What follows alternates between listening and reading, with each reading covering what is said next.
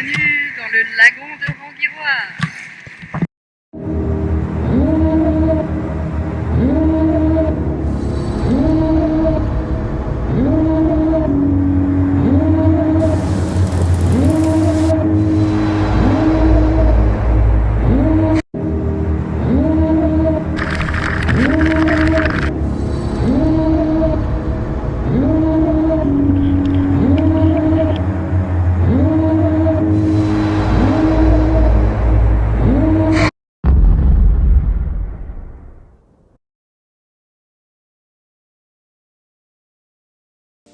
Bienvenue dans l'aventure Arctic Stern. Après 1 mois et demi de réparation et de préparation de Vénus au port autonome de Papeete, c'est bientôt l'heure de hisser les voiles. Nous sommes le 23 septembre 2021. Aujourd'hui, c'est le jour de la rencontre avec Victor, notre tout jeune équipier du haut de ses 21 ans. C'est le rigolo de l'équipe, toujours de bonne humeur. Mais il est aussi l'expert pêcheur et c'est grâce à lui que l'on se délectera de bons petits plats de poissons à bord. Aussitôt arrivé, il nous enseigne déjà quelques techniques de pêche. Démonstration de techniques élaborées. Donc on espère que grâce à ça, on va pouvoir pêcher pendant la Transpac. C'est bien, c'est clair. C'est maintenant l'heure d'aller faire les courses, car c'est 4 bouches affamées qu'il va falloir nourrir pendant les 2 prochains mois. Donc voilà, on se prépare pour la Transpac, les courses. Produits laitiers, céréales, féculents, légumes secs, légumes en boîte, conserves de poissons, saucissons. La liste est longue, et c'est un exercice pas si facile que ça de calculer les quantités, surtout lorsqu'on ne connaît pas encore l'appétit de ses équipiers. Bref, on se lance, et nous sortons quelques heures plus tard avec un ticket de caisse de quelques mètres et une belle facture de 3000 $.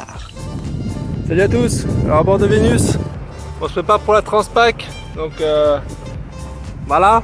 Sans oublier l'eau, nous prévoyons une ration de survie bien utile en cas de panne du désalinisateur. 1,5 litre par jour par personne, soit au total 270 litres d'eau potable, soit 14 bidons de 20 litres pour les 45 jours de mer planifiés. Pas très facile à stocker, mais ça nous paraît être un élément de sécurité non négligeable.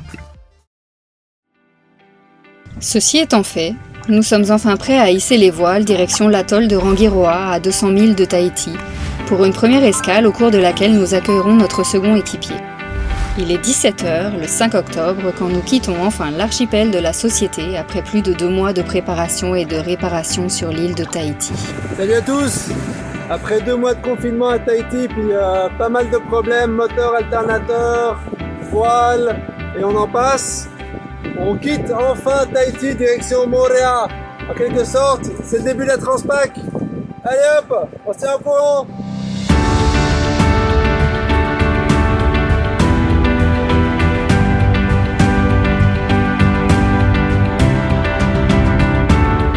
Alors Victor, donc ce soir il paraît que c'est ton premier quart de nuit à vie.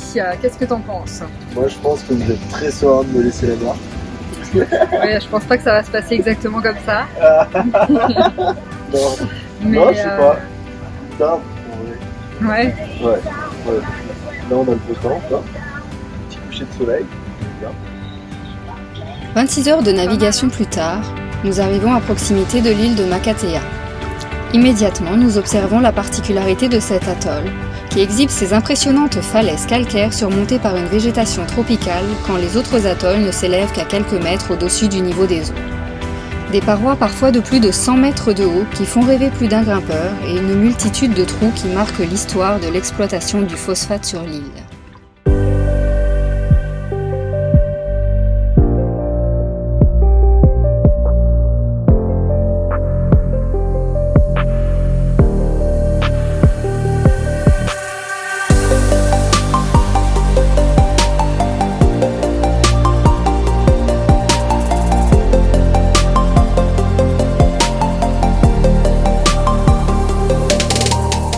Malgré une météo calme, la côte n'est pas assez protégée de la houle qui vient s'écraser sur les falaises, ne nous permettant pas de faire escale. Le cœur rempli par la beauté de cette île, nous continuons donc notre route vers l'atoll de Rangiroa.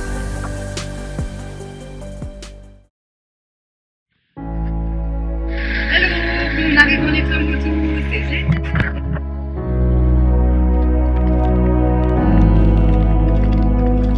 Tôt le lendemain matin, nous passons entre l'atoll de Tikeao et celui de Rangiroa.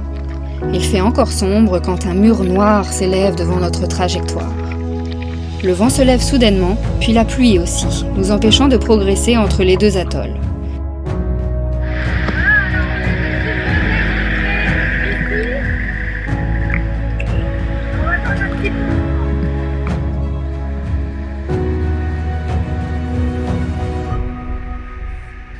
Une multitude d'oiseaux se regroupent pour chasser les petits poissons. Puis enfin, le temps s'éclaircit et nous progressons vers la passe au nord-ouest de l'atoll. C'est le bon moment. Un Polynésien sur sa pirogue observe notre arrivée et surfe les vagues de la passe. Nous nous installons au mouillage du village de Tiputa, le plus grand village de l'atoll. Ici, c'est la pleine saison de la pêche au bec de canne et au baliste titan. Poissons très prisés par les habitants de l'île, mais aussi par les requins-tigres.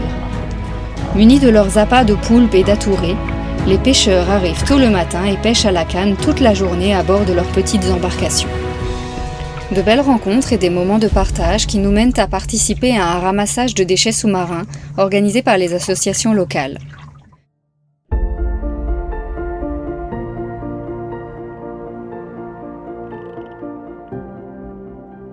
Des pneus, lignes de pêche, bouteilles plastiques, grillages et bien d'autres trouvailles incroyables qui ne devraient pas appartenir à l'océan.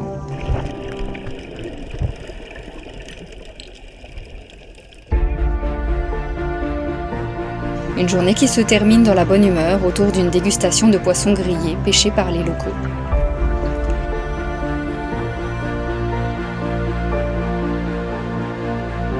La passe de Tiputa est aussi célèbre pour sa faune sous-marine abondante et notamment pour ses dauphins qui viennent chaque soir offrir leur spectacle dans les vagues.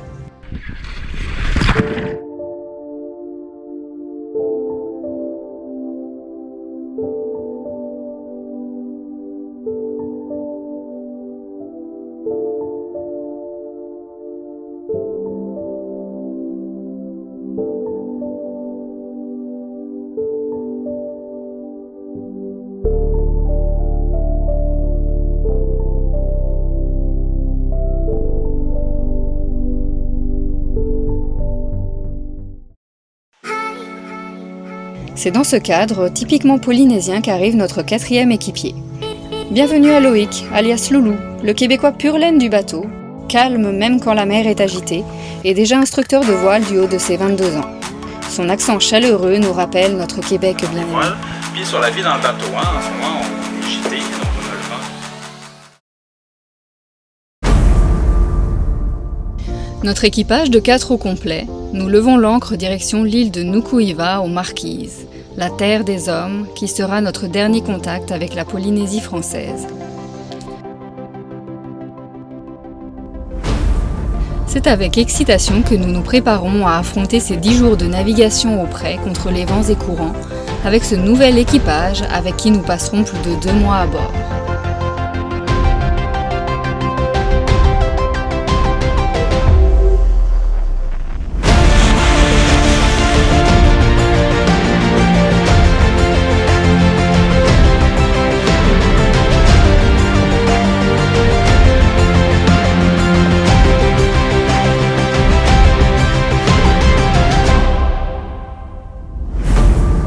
Si vous avez aimé cet épisode, que vous souhaitez nous soutenir dans notre projet, n'hésitez pas à aimer nos vidéos et abonnez-vous à notre chaîne pour suivre notre périple. À bientôt dans le prochain épisode.